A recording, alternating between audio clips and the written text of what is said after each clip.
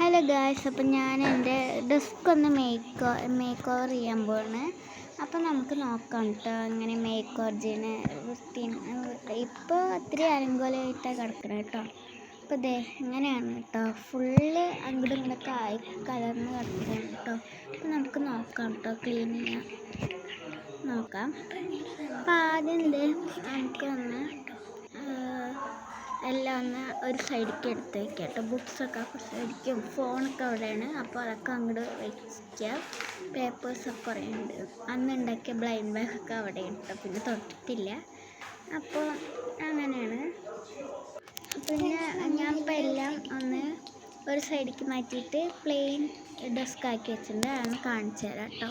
അപ്പോൾ ഇതാണ് കേട്ടോ ഞാൻ പ്ലെയിൻ ഡെസ്ക് ആക്കിയത്.